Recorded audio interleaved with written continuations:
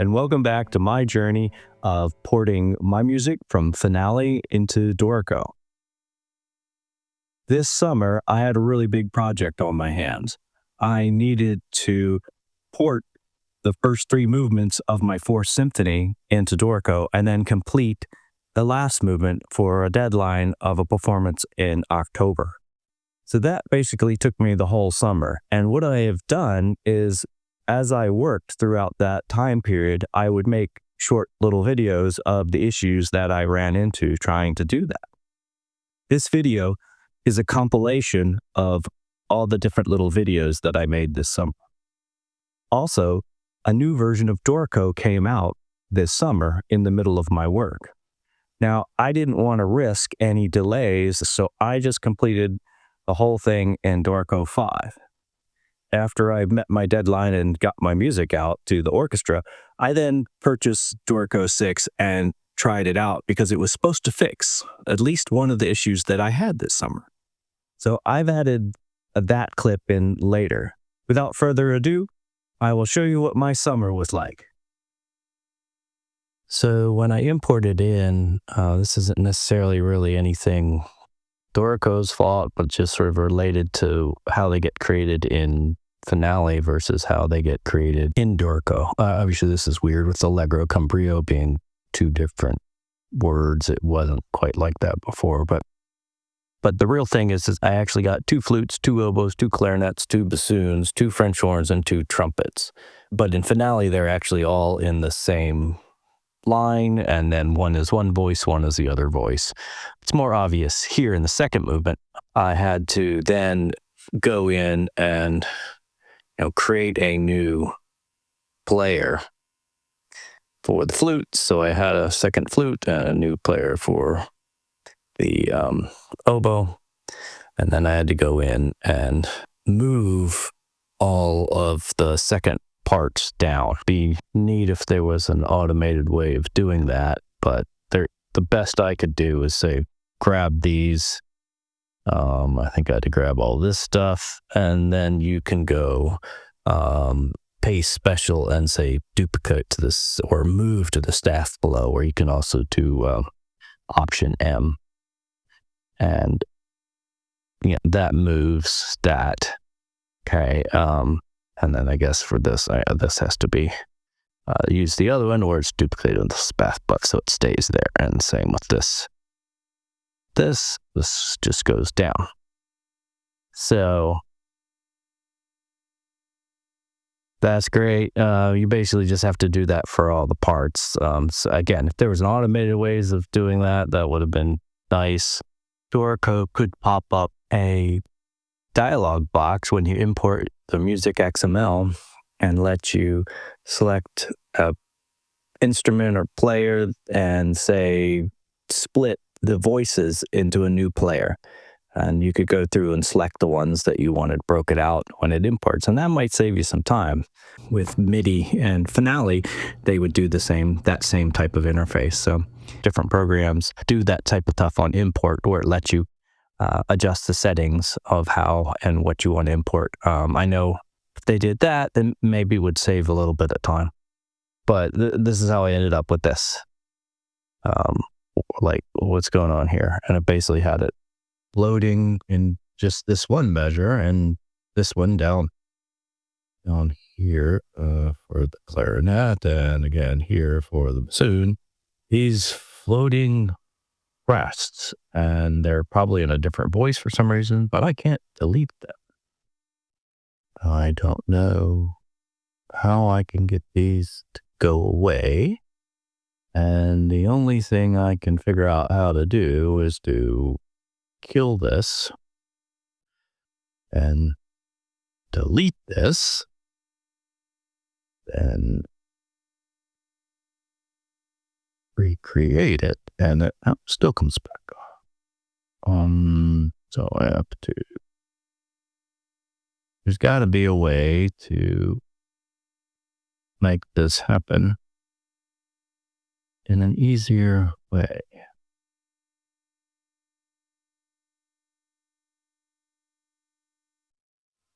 All right, so that should be the right voice now. And then I can put my note back. And then I should be able to get my ties back. And there. Finally. I mean, good gravy. Nuts. There's got to be the right way of doing this, and maybe somebody can enlighten me. But figuring out from the UI, that's the best I can get. I'm trying to import the first movement of my fourth symphony. This didn't quite come in right, so I went in to try and make it. This little section is sort of modeled after Beethoven's Fifth Symphony. So you can see here, it's still just in 2, and then he has this sort of cadenza over this 1-beat fermata for the oboe. And I was easily able to replicate that in Finale without any issue. And so I'm trying to do that here. And in this mode, it kind of looks like I have. This is the galley mode. Looks fine. And what I did is I set this particular measure as pickup measure trick that I had done earlier, where it's still 2/4, but it has 10 beats in it. And then I had all these rests in place. So then I went in and hid them. And what that does is it brings up the end the voice immediately. So all those are in the meaning. So this actually looks good. Thought I had it. Then I go to page view. And in page view, okay, then just leave me in the right spot. So then in page view, I end up with all these rests for the instruments that have 2 players on them. The ones with 1 player seem to work, but the others didn't, despite it doesn't look like the galley view. All right. So now I'm a bit back to the drawing board.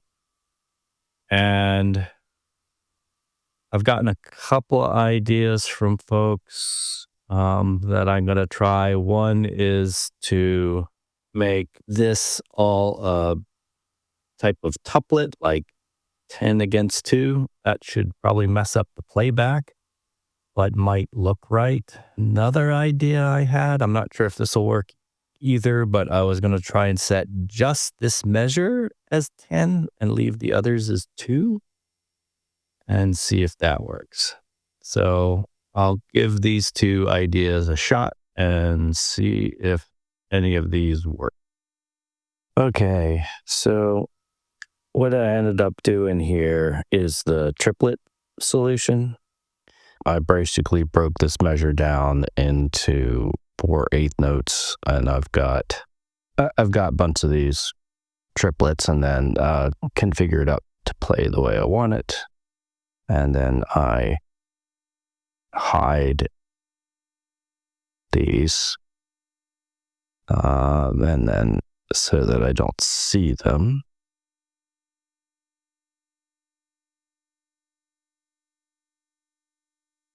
And then they all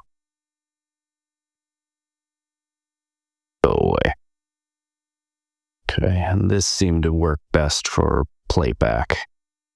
This little guy gets hovered over here later, but now it'll play back right. It's a little bit cramped, but if I switch out of this view, yeah, it looks basically right. And so like I say, I moved this guy over here so that it looked kind of right to be on that guy, and it plays back relatively okay. That's the best I could get to match what I had in Finale and what Beethoven originally did. So that's one thing solved. I wish there was a little bit nicer way of doing that, but that works. All right, now again, speaking of fermatas, since we were just at a couple of things, this is one thing. Now again, I haven't played a lot with playback, but I have this fermata here, and then, I wanted a nice breath and to start the other. And so I looked at the properties of it, and, I see, hold duration, And then gap duration, I'm assuming that's the break after, that you cut off. And I don't think, this doesn't seem to work. If I crank this up to say like 125% of the gap, or the distance, again, I'm not 100% sure what that really means. And then I play it back.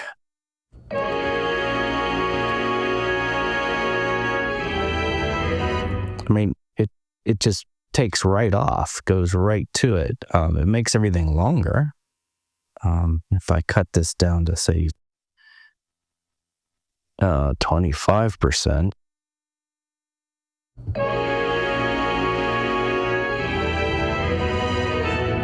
it actually makes it shorter, which is weird. I mean, it just, I don't know. From the UI, it doesn't make any sense. I can turn off hold duration, and it sounds the same.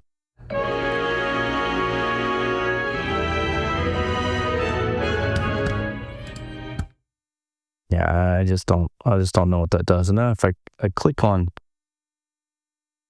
breath mark, there's nothing there to set like timing of space or whatever, just so there's a good break. So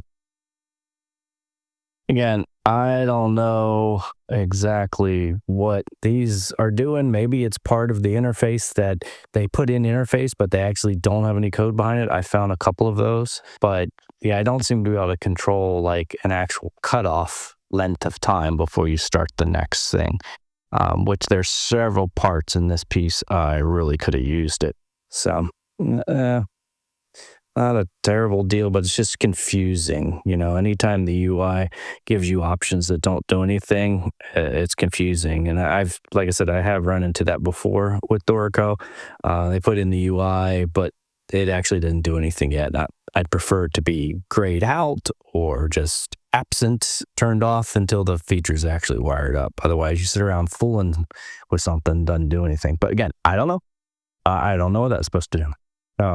Doesn't do what I expect it to do, though. And that's how I judge everything is I read it, and this is what I expect it to do. Another issue I had just in importing MusicXML, this is the third movement of the symphony, and the bongo part didn't come in right. It's all on one line instead of either side or for the different size drums. So that didn't import right. It should have looked like this. This is the finale version. So it has up and down. So I had to go through and fix all the bongo parts. Things don't always just import the way you want them to. So that's always a bit frustrating. There's a problem with Dorico's condensing. I have two instruments here by one player, so clarinet and B flat, clarinet and A. And have that in the setup. And it will not collapse the clarinet and A. So when they switch, then they're always like this, even if they're both done this way. And so apparently, you can't have one player with different instruments and have it condensed properly. So I've got to make a different player in the setup for the A clarinet and then swap them out to get it all to condense right. I mean, oh my God. Especially I'm trying to do this in a second flow here where the first movement, they're playing B flat, and the second movement, they switch to A.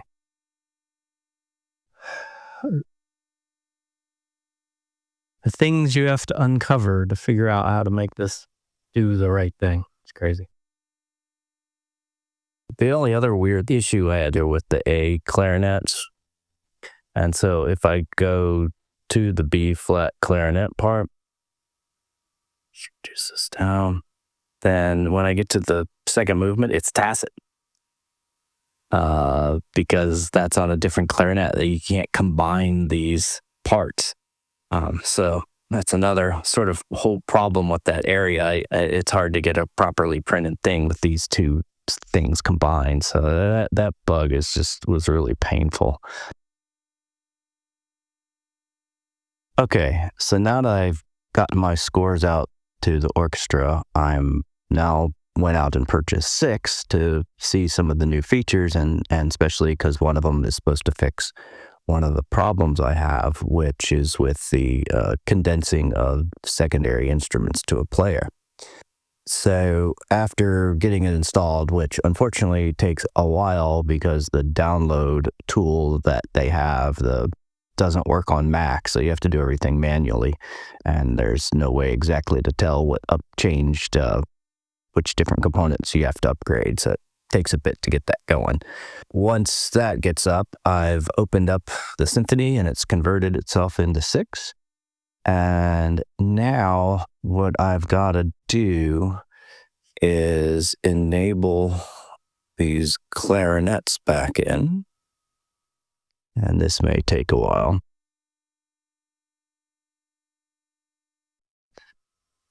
All right.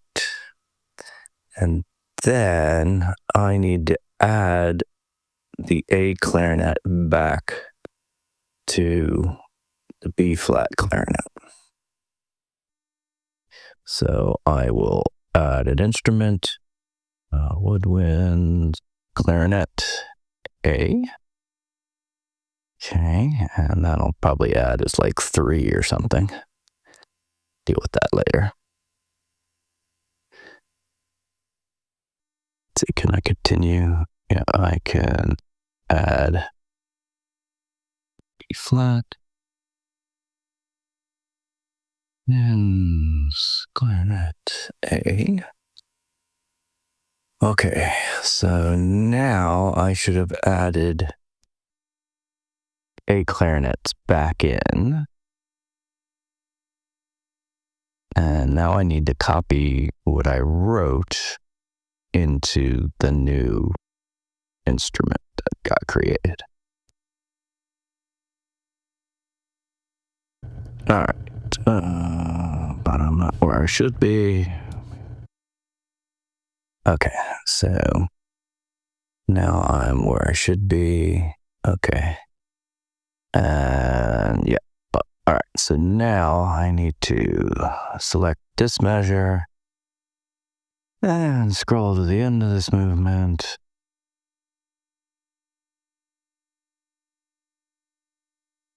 Okay, and now I just need to move this up.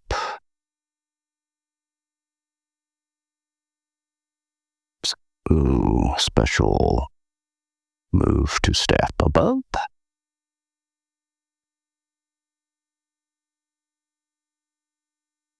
Okay, there I am. And now I got to do the same thing for the second clarinet.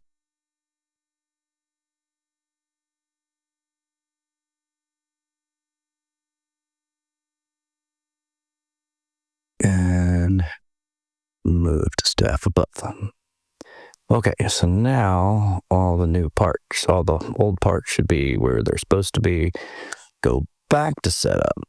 And now I will delete these guys as they are no longer needed.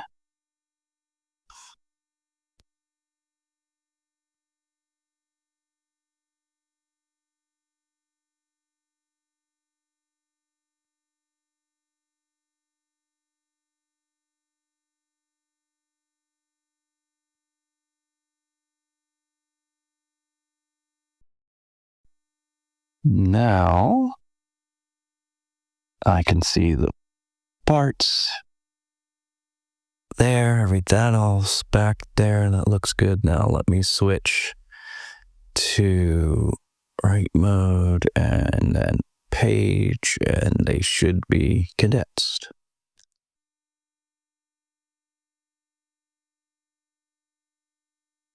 And they're not.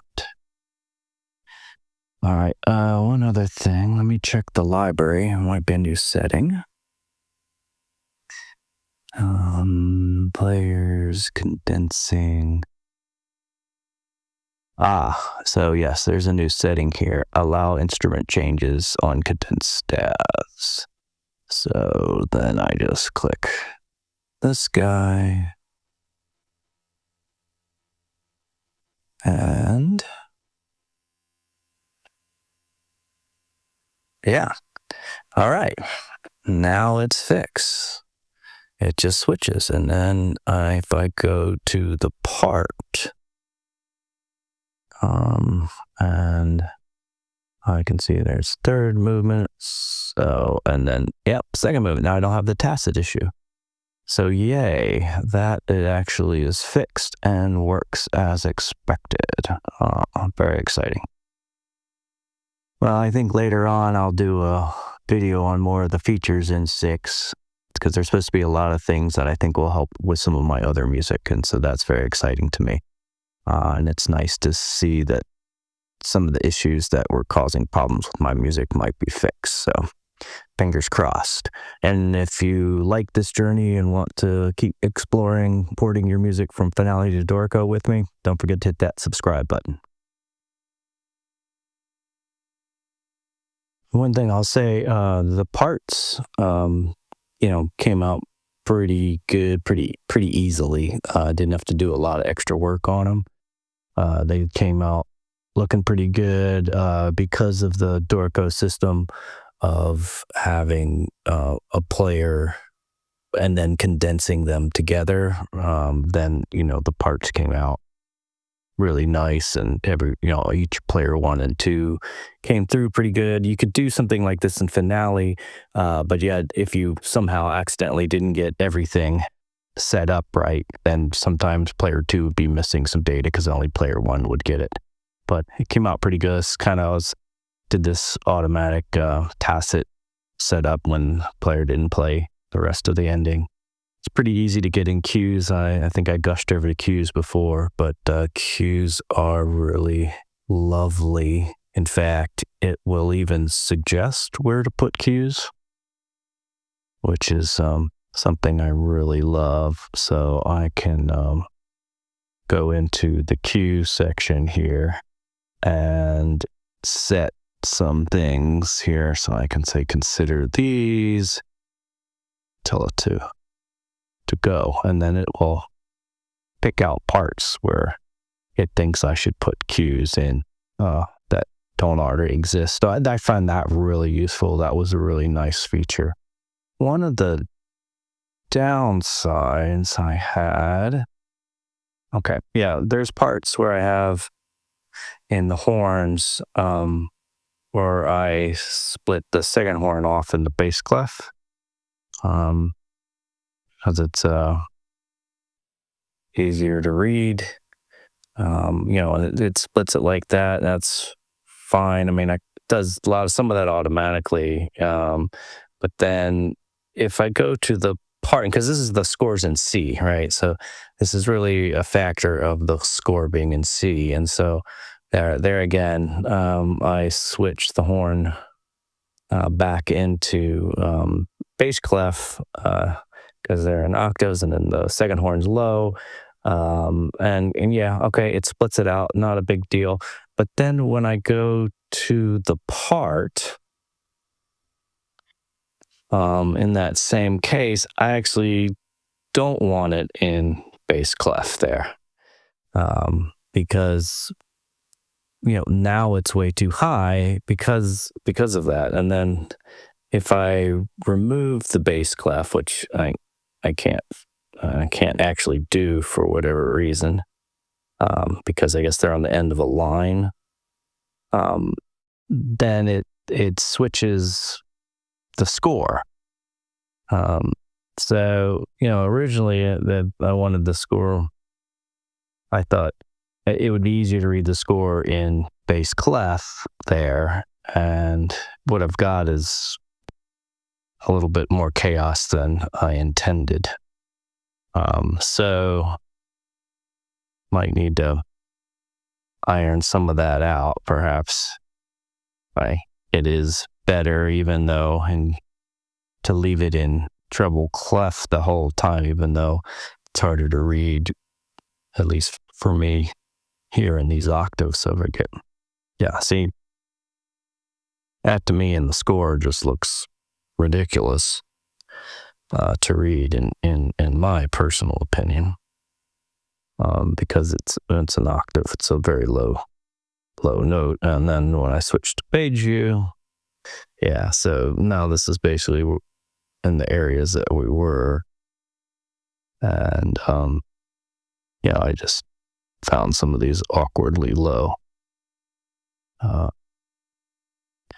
but it may be the better choice, because then when I go to the part is more readable. Probably have to go in and just remove all those, and then it will look better.